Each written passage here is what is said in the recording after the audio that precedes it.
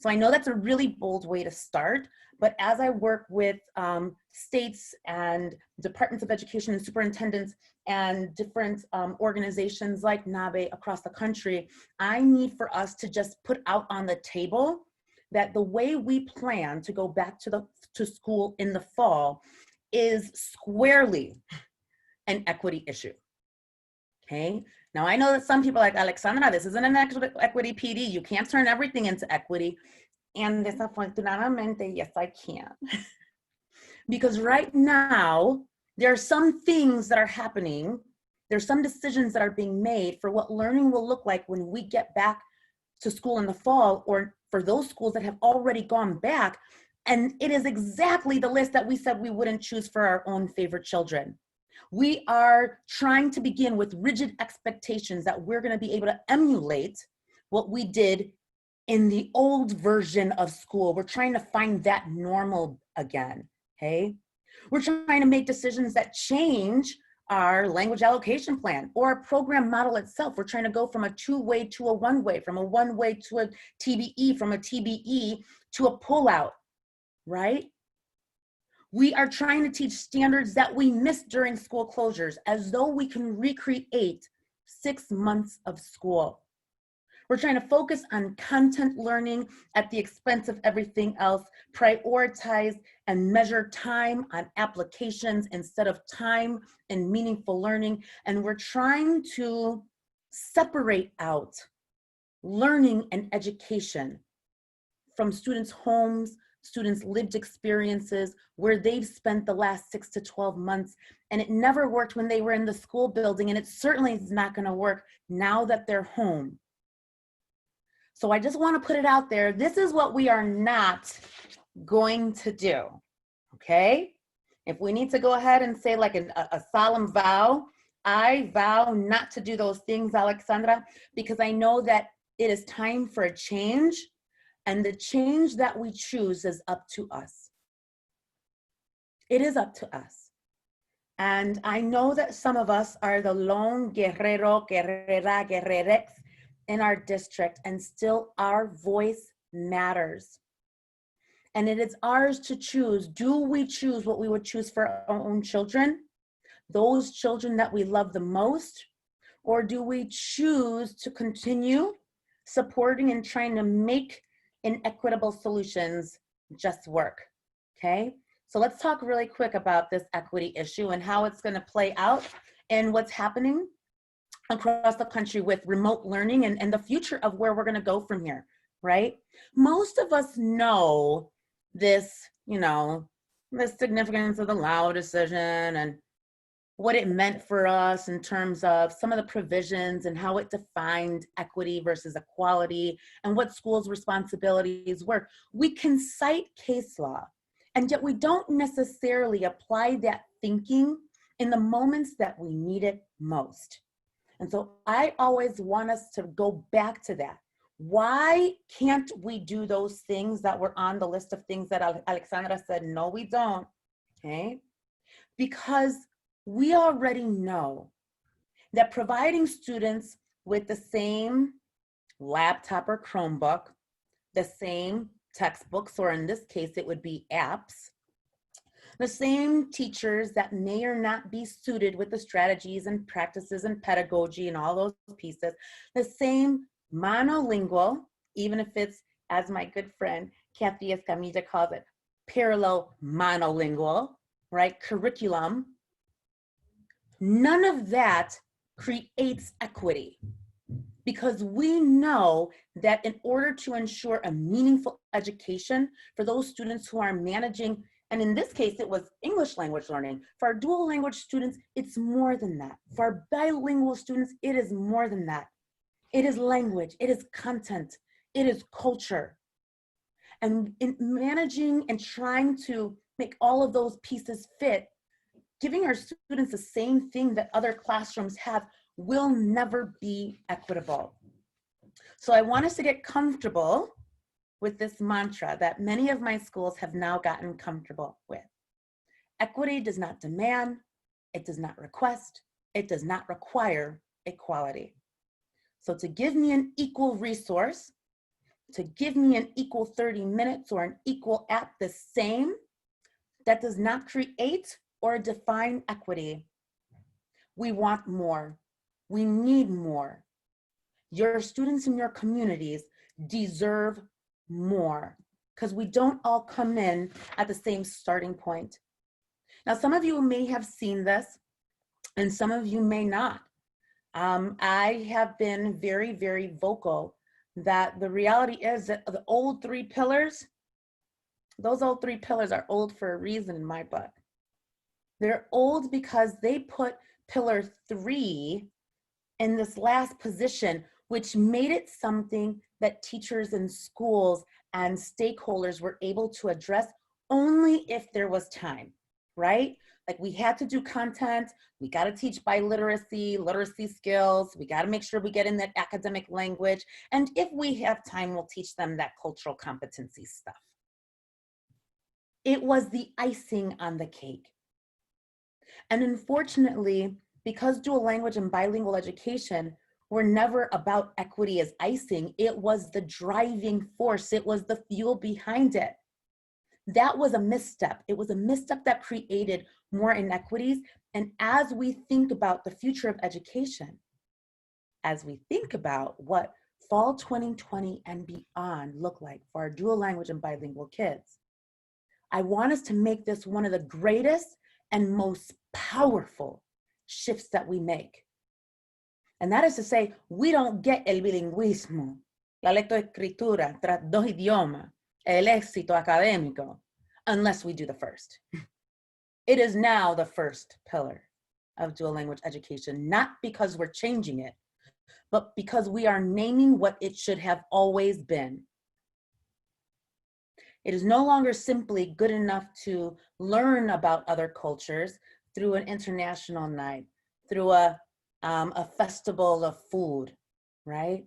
It is now the way we do education. It is about equity and anti-bias education that lives daily in the resources that we choose, in the way that we plan, and the critical consciousness that students need and adults need to question why it is that we do some things, why it is that we don't, and who in reality those decisions serve. So I want to pause there because usually that garners some feedback, some thoughts, some interest. Okay, are there any questions, comments, concerns that we need to pause and address? Y si alguno de nuestros amigos que me está ayudando en esta cuestión me puede ayudar con las preguntas. Sorry, my friends, I go between my 2 language systems all the time. I hope it doesn't bother anybody. Are there any questions? I'm not sure who's my co-facilitator right now. That might be able to help me with questions.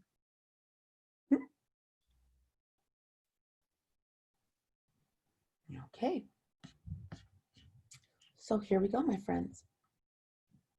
So if we're not going to do any of those things, what are we going to do? What can we do? And here are the pieces that I think are most important. I don't think they're most important because these are Alexandra's beliefs.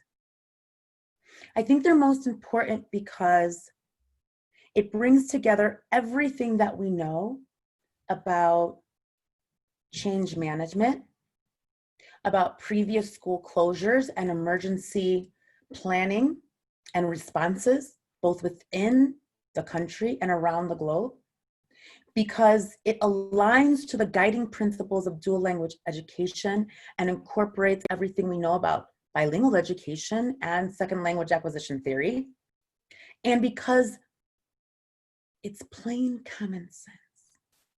So sometimes I always say, okay, Alexandra, you sometimes dive into too many research rabbit holes.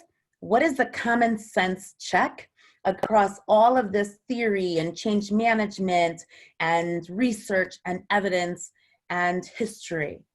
How does all that come together in a way that makes sense for both our schools as well as our communities? And there's 6 pieces. Number 1 is begin with empathy and kindness.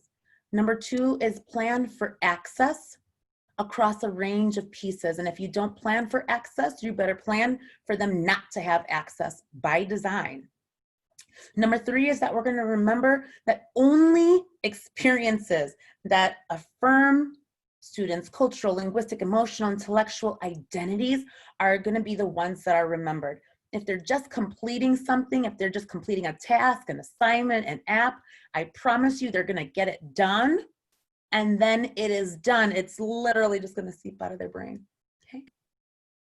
I want us to make sure that we teach grade level standards and that they're always interconnected with each other, right?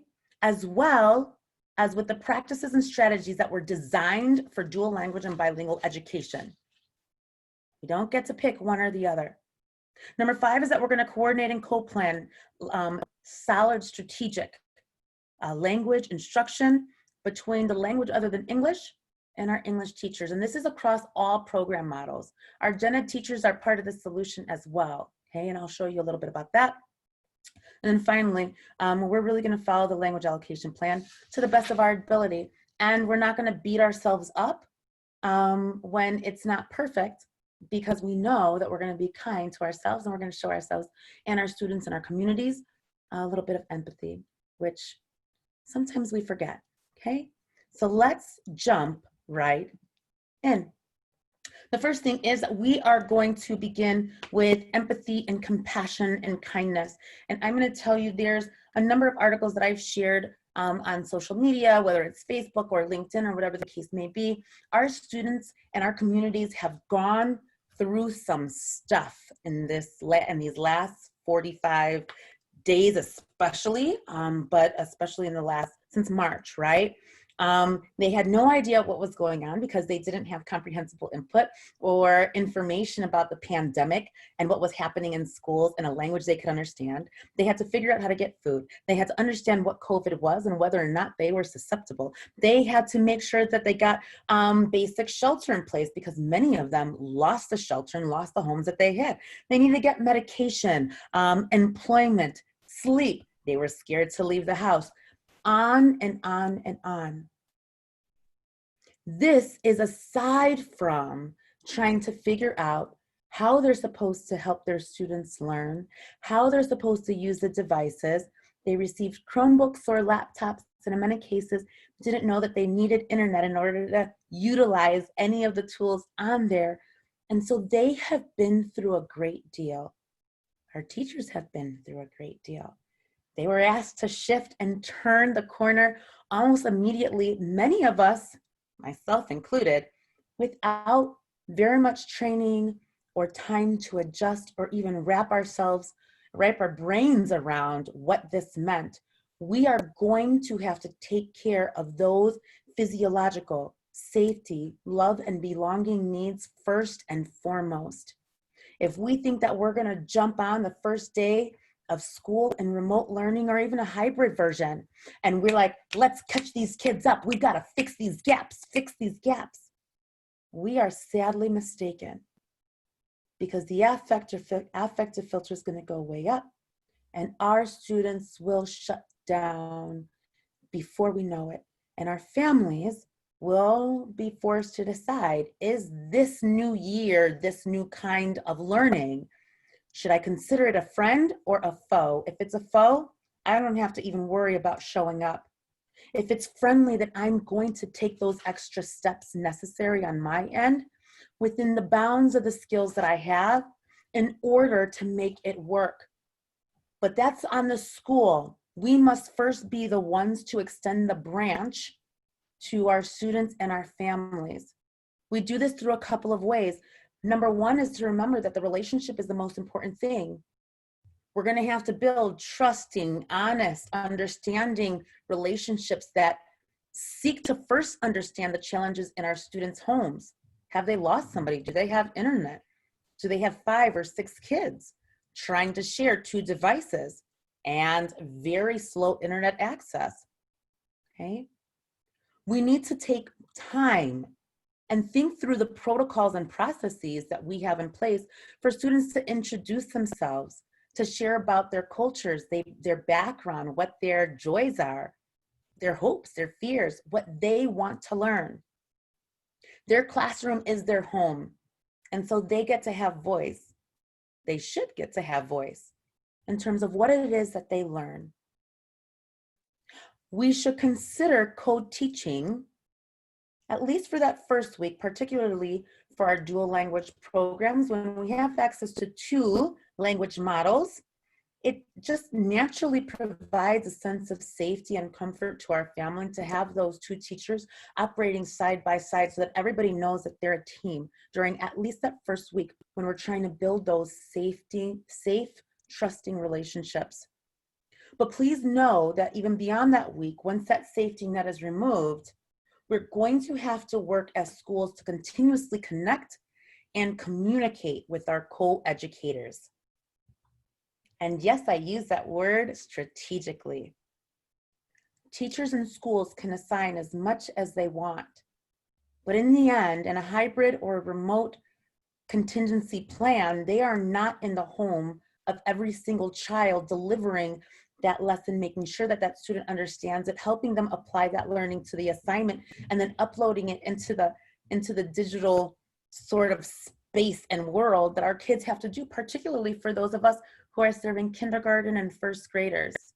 It's their families, and so they are truly our partners, and we must treat them as such, not just with the tools, but also the respect as a co-educator in this reality. Okay, I want us to, at every point, even as we're building relationships and trying to develop trusting relationships with our parents and our families as co-educators, I want us to remember that it's not going to be perfect. Okay, that relationship is not going to be perfect. It's not going to be exactly what it was live, because we're not live, and that's okay. Because even imperfect educational experience results in perfect kids that learned exactly what it is that they needed to learn in order to be successful in the world, as long as we prioritize the learning and not the stuff. So there's a couple of pieces that I want to make sure that everybody understands. First of all, like, we have to stop. In the spring, I heard a lot of judgment about our families and about our students. Oh, they never log in. Oh, they don't turn on their cameras. They don't do this and this and this. Nobody knows the reality of somebody else's home. We don't know their struggles. We don't know their successes. We don't know their fears. And that goes for our teachers and our schools as well. And so I want us to choose to resist the urge to judge and lead and engage over and over and over again with the compassion. Okay.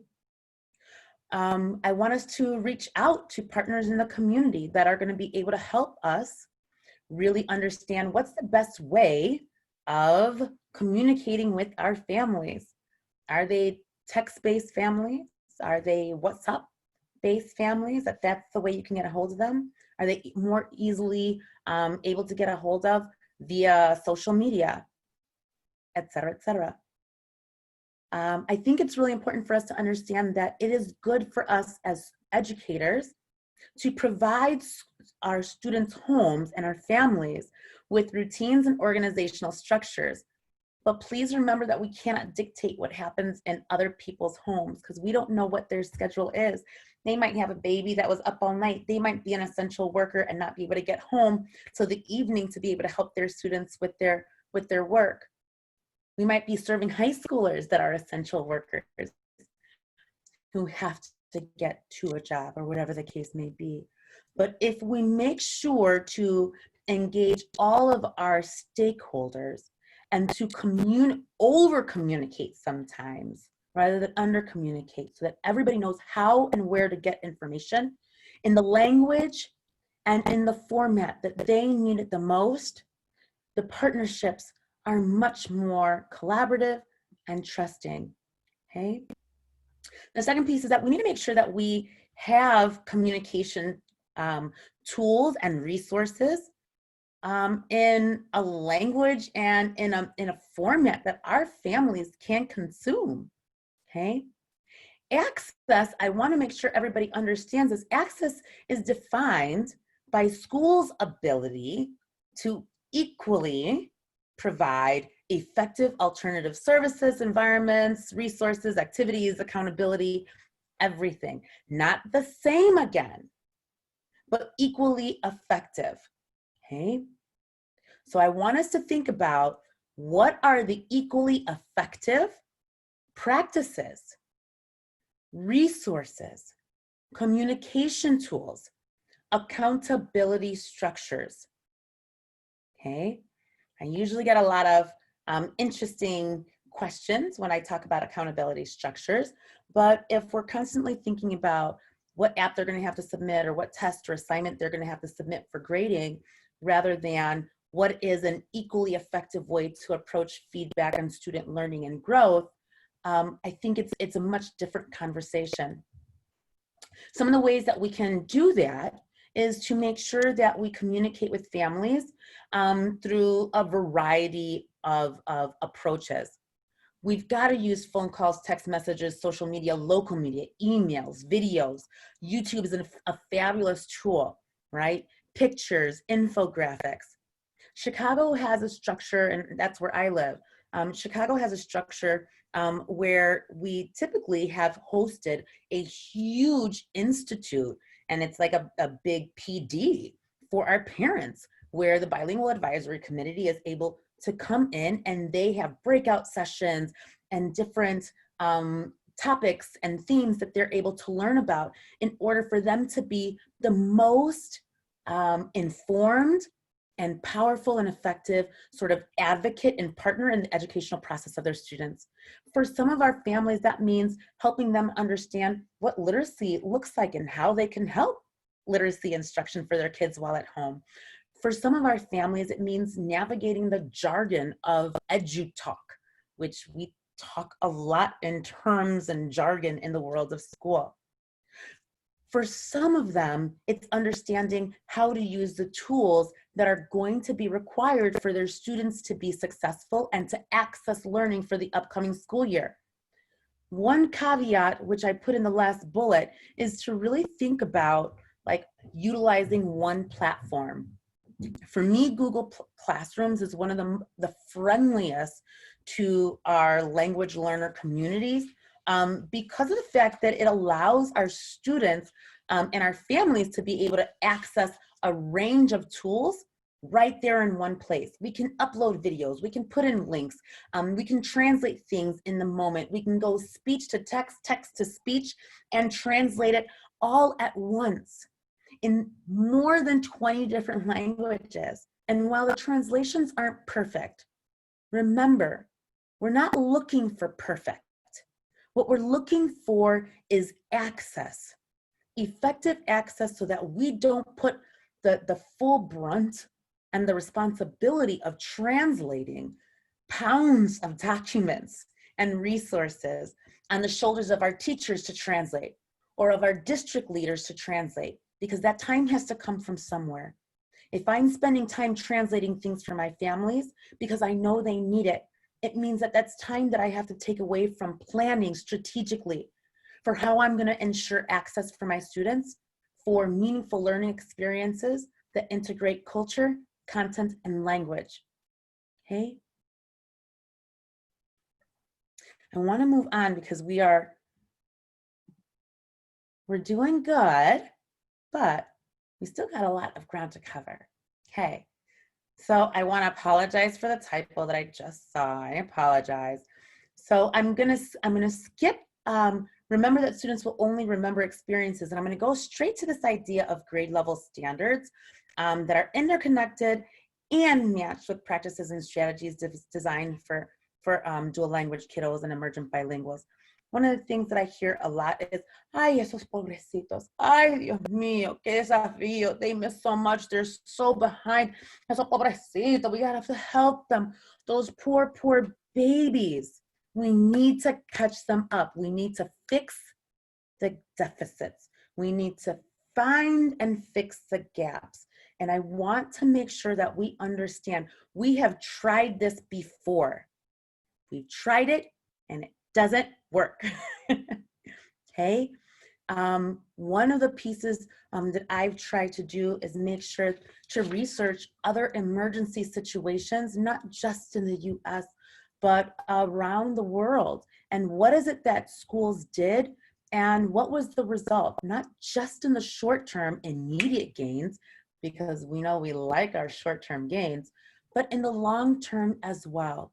And what I found was that when we did looping with teachers that already had relationships with students, when we did spiraling and we brought in standards that had been missed only when they needed it with grade level standards, and when we made sure to have all three of these standards operating in concert, the why, the how, the what, never separating them from each other, but always keeping them and maintaining them together, what we found was that those were the schools and those were the students who far outperformed and exceeded the academic achievements of their peers in other schools that went with a more remedial, let's fix our kids, let's, intervene, than into submission. It simply does not work. And that is our beliefs defying evidence of what has happened before, worked before, and been proven already. Now, I will tell you that one of the things that we have been doing in order to make sure that this is possible is that we've been working with a lot of our schools to really think through their curriculum. Now, we've already been doing curriculum mapping and making sure that they're 3-pillar aligned. But one of the things that you'll see right here is a sample of one of the schools that we worked with. We worked with both their English dual language co-teachers and their Spanish dual language co-teachers around a year-long scope and sequence that already existed. And we thought about what were those big ideas, what were those concepts that we wanted them to learn, right? What were the essential questions? What were the themes that were going to provide coherence between Spanish and English, Chinese and English, French and English? What was the assessment that allowed flexible application for our students, whether they had chosen to be home for safety or chosen to come back to school? And then how did we ensure that we were matching resources, anchor charts for modeling, authentic texts, and not just texts, right? But authentic experiences. We looked at what zoos were providing virtual field trips, who was providing the planetariums, the rainforest from around the world, different ballet and dance companies. There were so many experiences that we could leverage utilizing the technology that was already in place and saying, hey, we don't want to just use apps, but we want to engage our students in meaningful experiences where they can say, hey, I got to think about characters, but what characters is it that I'm looking at? I have to ask and answer questions, but can I ask and answer questions about a field trip that I just went on virtually?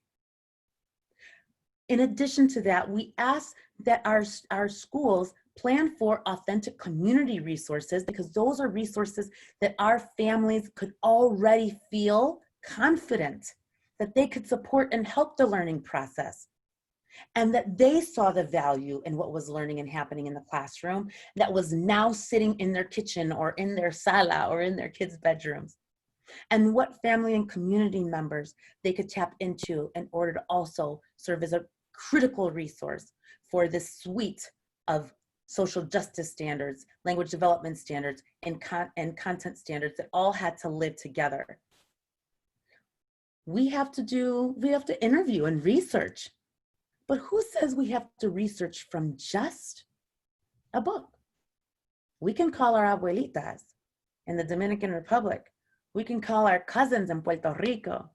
We can FaceTime with our friends in Argentina, in Colombia, and tapping into that family and community is an absolutely powerful way to wrap around our students when sometimes they might lose a little bit of motivation. The reality is that if we approach learning in that way, This idea of building experiences that affirm our students' cultural, linguistic, emotional, intellectual identities becomes much less daunting, okay? There's this quote from Funds of Knowledge, and I think it's an incredible book. If you all have not read it, it changed the way I planned as a teacher myself. It says the problem with learning is that it can be flat and uninteresting. It does not connect with urgent issues. And I will tell you that we have some urgent issues right now. On the other hand, big ideas like essential questions, themes, concepts, right? They're empty of the people, feeling, and experience of those people that have to acquire that, own it, and apply it in an everyday context. The only logical solution is for us to create meaningful and memorable learning, especially in this time, so that we can get those big ideas, but also help students grapple with the urgency of the time that we are now in without our families and our communities letting the one sort of spiral out of control. When we work with our schools, I will tell you that this is one of the most powerful things that we have done. We've whittled it down to these sort of three, remember this, okay? Now we plan with the social justice standards. And those are the standards that we utilize to plan for culture. But the quick and easy objectives for us always come back to three things. Number one is mirrors. Do students have opportunities to see characters, engage with texts, engage with language structures and regionalisms that affirm their identities? I will tell you that I love words like, mira, pásame una china. Ay, eso es embuste. Or I'll say things like, ay, pero pásame el zafacón porque lo tengo que tirar. Some people tell me, ay, pero Alexandra, those aren't words. A china is not a china. That's not the way you say naranja. But that's the way I say it. Some people say, ay, pero una bola, that's not a ride. That's nonsense talk. But that's the way I say it because that's what I grew up with. And I still want to be able to have that social interaction and that connection with my family and still have a fabulous education. And for me, I'm a little bit, I was born to be a guerrera. I was never willing to give up my regionalisms, the linguistic, the cultural, the sabor that made me who I was. But a lot of our students are still being asked to do that, even though they're still learning at home, and it doesn't make sense. The second piece is windows. Yeah, we want students to be affirmed by something that looks like them, sounds like them, feels like them, and they have background knowledge and prior experience, but not everything can be a self-fulfilling experience.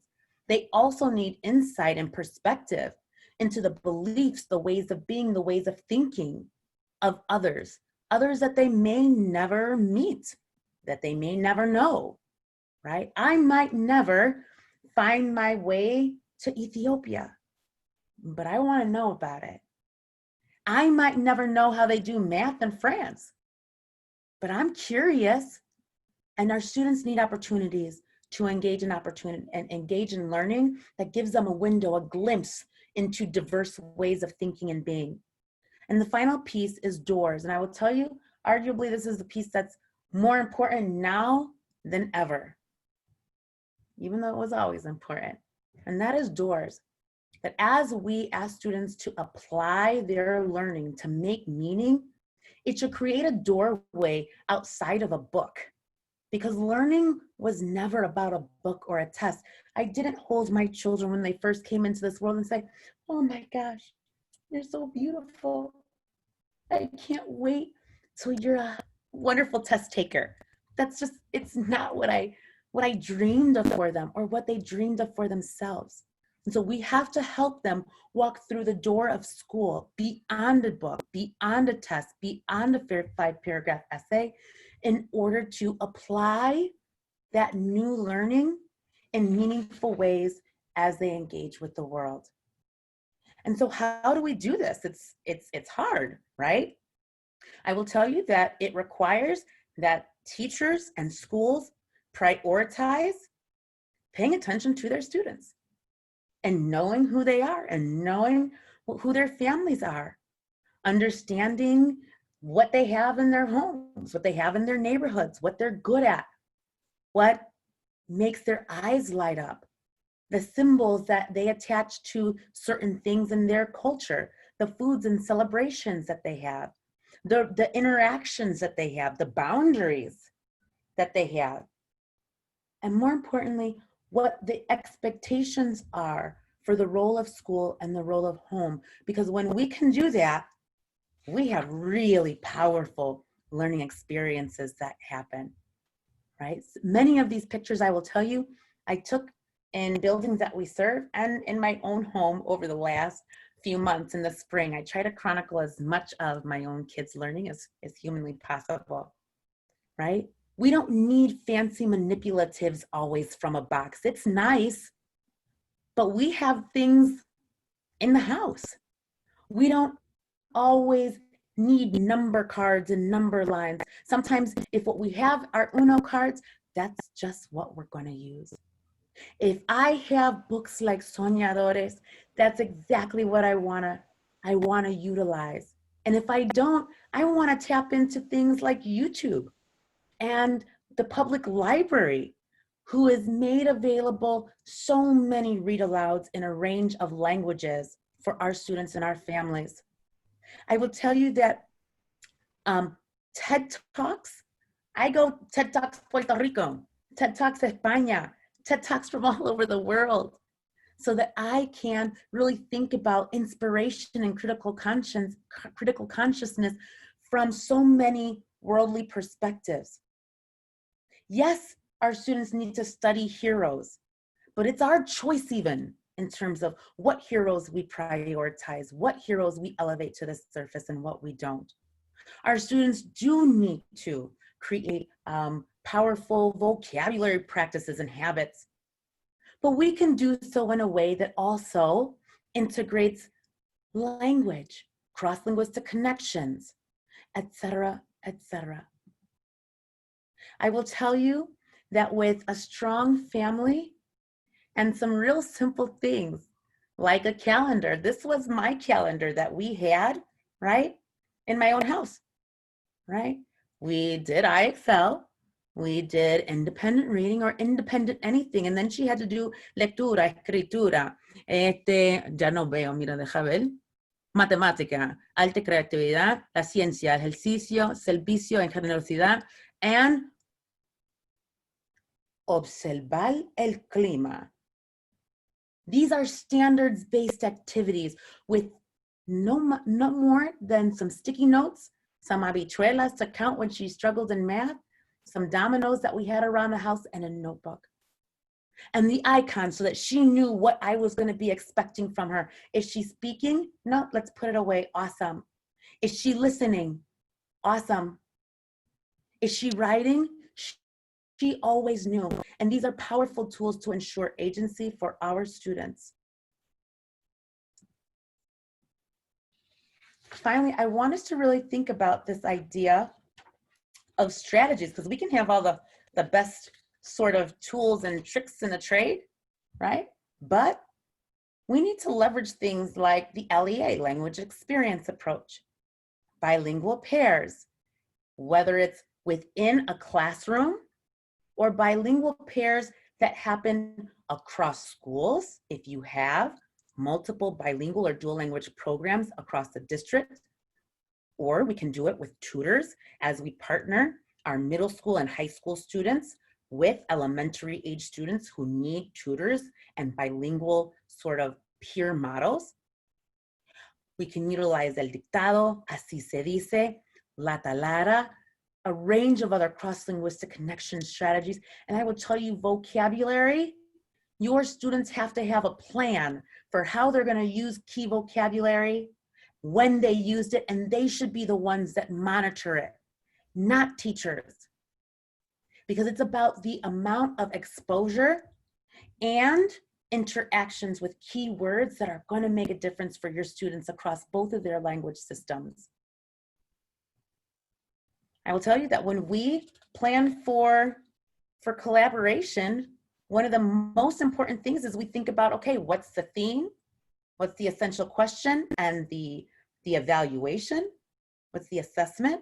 And then let's make sure that we're collaborating on our scaffolds so that we don't have to duplicate and replicate them. Particularly if we're using pictures or icons, let's use them across both languages. I don't care whether you're the English dual language co-teacher or the English gen ed teacher who serves language learners, emergent bilinguals. We should be planning those things out together. Okay? And I'm gonna skip this. I apologize, friends. We're running a little bit short on time and I wanna make sure that I leave time for questions. But I will tell you that one of the most important things that you can collaboratively plan is, and co-teach and co-design, is this idea of what are you going to do for centers when you're doing small group, whether you have small groups that you call synchronously to have a guided reading session with a teacher, or you plan it out together and it's a center that students do on their own independently at home and then upload it into Google Classrooms or whatever your platform is. We need to make sure that we are planning for differentiation, but doing it together, whether it's our LOTE and English dual language teacher co-teacher partnerships or our emergent bilingual gen ed co-teacher partnerships. If we do those things, I'm going to tell you the truth. The challenge of trying to figure out remote learning is minimized. There are much fewer of them because we're not trying to fight something. We're not trying to make it work. And I've heard way too many people tell directors and teachers that phrase. Listen, you're the bilingual, fill in the blank. You're the dual language, fill in the blank. Make it work. My response to them is, I want to make it work, but it doesn't work. I can't make something that was not designed to work. And as long as we are saying that we are going to move forward into a future of education for our language learners that creates greater inequities, if that's what we're acknowledging and admitting, then fine. And then that's our choice as educators, whether we move forward with that system or not.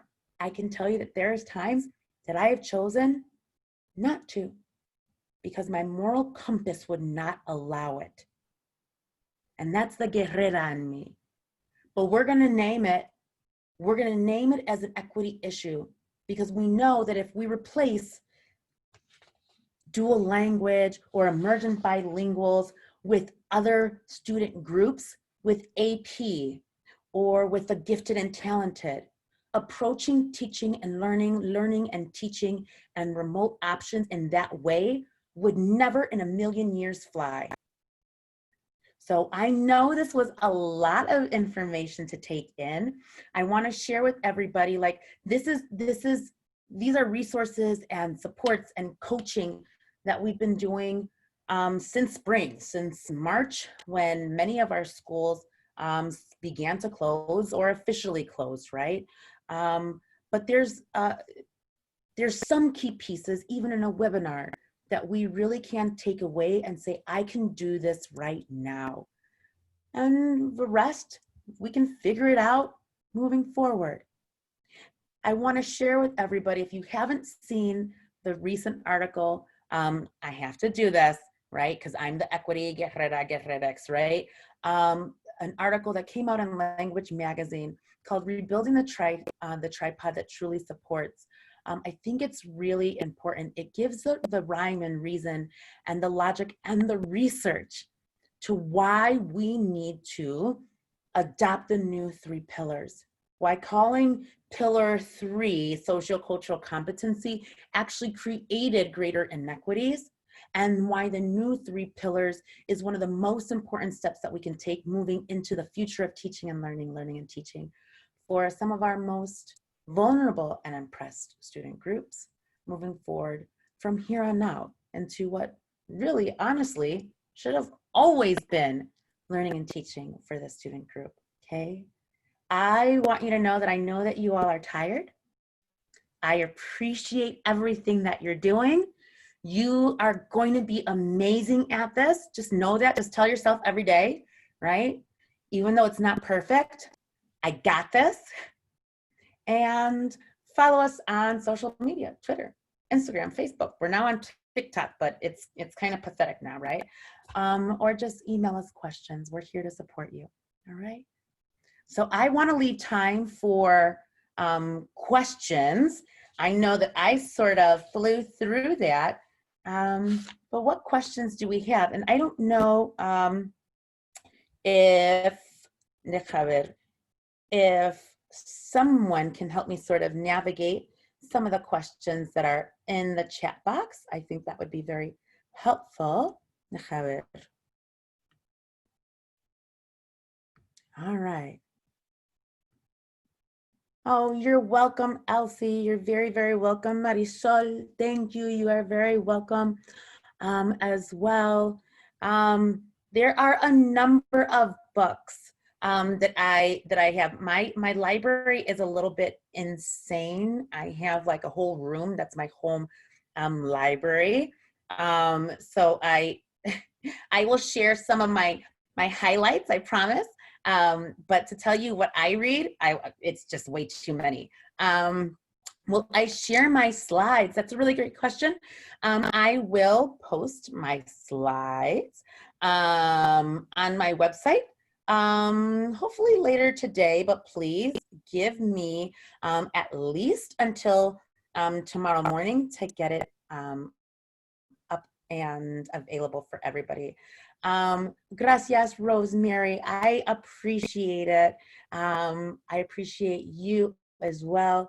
A ver, ay, Melissa, mil gracias. Now the job is not just to say phenomenal session, but to make sure that we take this information and that we pay it forward and we put it into action, right? Tapping into our families and our community are just so absolutely critical.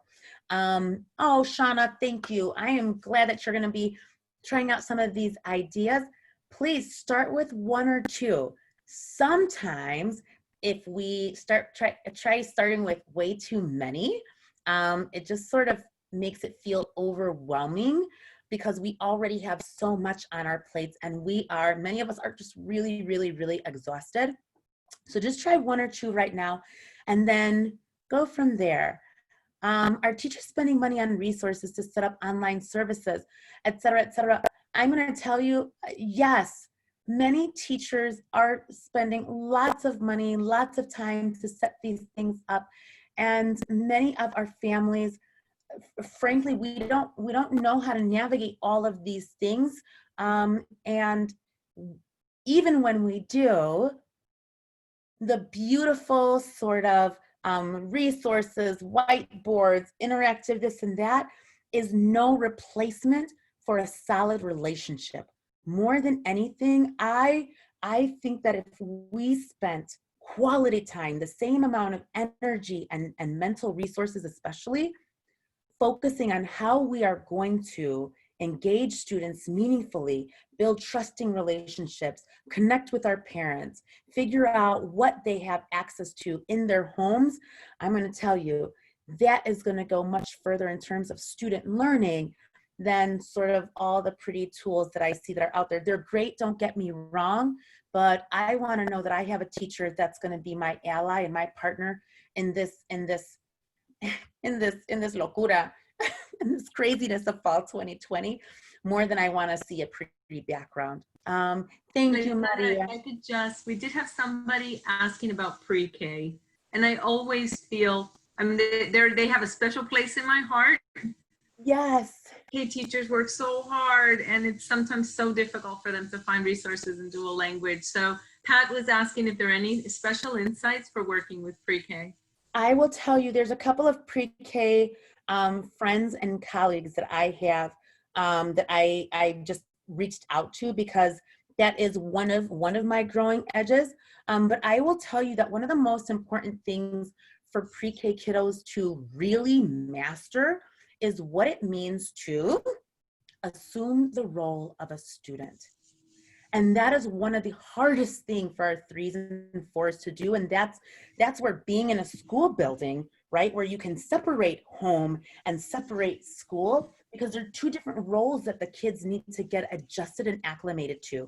Even our most brilliant, gifted students, I always say, don't put them in gifted. Their most important learning that they have to learn at 3 and 4, they still have to do it with their peers at 3 and 4 in a pre-K classroom, assuming the role of the student. So to the extent possible, creating a structured place, whereas your play school, that is absolutely critical so that your students can begin to build the association of we're going to school. It doesn't have to be indoors, but it does have to be a predictable place where they know that the rules are different. And that within that space, one of the expectations is going to be that they begin to resolve problems, even if it's a problem that they can't get something to work, that they resolve it and that they work independently for some time. Those 3 pieces are absolutely must-haves for our pre-Ks, our 3s and 4s. A specific place that they can begin to build the association of assuming the role of a student, beginning to resolve challenges and problem solve, and beginning to have some time independent. I think if we can do that, along with some of the other pieces and just common sense sort of ideas that we've been working on across the country, we'll be in a really great position for our earlies. Thank you so much, Julia and Gloria. I appreciate that. Social justice, mira pa allá. I love it. Yes, we have to keep, Beatriz, we have to keep igniting Latinx leadership. I appreciate you as well. And el ejemplo que va a seguir dando cuando regresa con sus colegas en la escuela. You're welcome, Gwendolyn. Do I have any more information about how best to support and engage parents to help us in this online engagement? I'll be honest with you, one of the most powerful things that I've shared with my schools is the tools that already exist and the videos that already exist in the Google Suite, because they have infographics, little cheat sheets. They have little pictorial version, like the IKEA version directions for how to get into everything.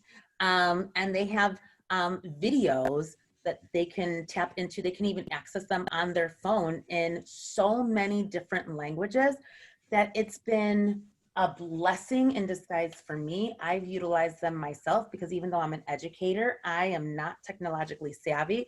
So I also felt like a true fish out of water and needed a range of tools to help me to get my technological act together. Yes, representing Loriquas y los Dominicanos. No, I can't, you know, I have to rep both of my flags. So thank you for that. I'm trying to see if there's any other like emergency. So I think one of the beautiful things that we have pretty much gotten under control now is we usually list our chat. We'll print it out. If there are any questions pending, we'll always put that on our social media.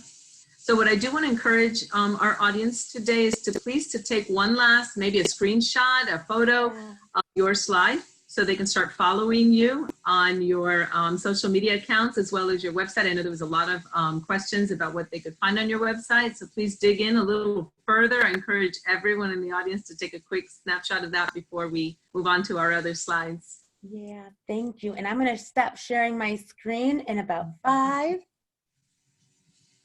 4, 3. This was incredible. It was informative. It was inspiring. It was motivational. You were absolutely awesome in providing so many resources for our audience. So thank you so much. Thank you. I appreciate it. NABE has been such a great partner to the work, and we appreciate everything. Great. Adelante. Adelante seguimos. Exacto. For our audience members, I want to remind you, please make sure to check out NABE's online learning portal, where you can browse free instructional resources and sign up to earn one of our latest digital badges. We just put out our instruction for dual language instruction in dual language program badge. So please go to nabe.org, click on learning portal, or go to nabe.readylxp.com. Mark your calendars and join us during our Slow Institute. It begins August 20th. It's going to be held twice weekly through September, something completely different than what NABE's ever done before. And you'll have an opportunity to hear from educators nationwide regarding teaching during these challenging times. Now's a great time to become a NABE member. We're offering 50% off membership as a back to school special. So please log on to our website for that information as well, because I know that's for a limited time only. One more reminder to all our NABE members, please share your memories. We've all attended so many conferences. We've all had such great learning opportunities and such good times with our colleagues. Please share those memories so that we can share them through our social media. We've got Motivation Mondays, we've got Thought for Tuesday, we have Wednesday Wisdom, Throwback Thursday, and a Flashback Friday. So please make sure to send NABE some of those memories and stories so we can share them. Social media, I've been talking a lot about that. Make sure to follow NABE on social media for up-to-the-minute news on our 50th anniversary conference for next year. We've got new learning opportunities happening all the time, and our very next Voices from the Field, which today was awesome. I don't know what's going to happen to top this one off. So I would like Nilda Aguirre to please close this up and thank us. Thank you so much, everyone, for joining us today. Alexandra, you were phenomenal. You're a great friend, great colleague, great presenter, wonderful ideas, and I'm sure our audience has thoroughly enjoyed listening to you today. Thank you so much. Thank you, Sandra. You are awesome. It's always a pleasure. Thank you so much. On behalf of NABE, we want to thank everyone, all of our loyal audience members attending each and every one of these events. Thank you. We pray that you stay healthy and well during these trying times, and we look forward to seeing you again real soon. Thanks. Thank you, everyone. Bye.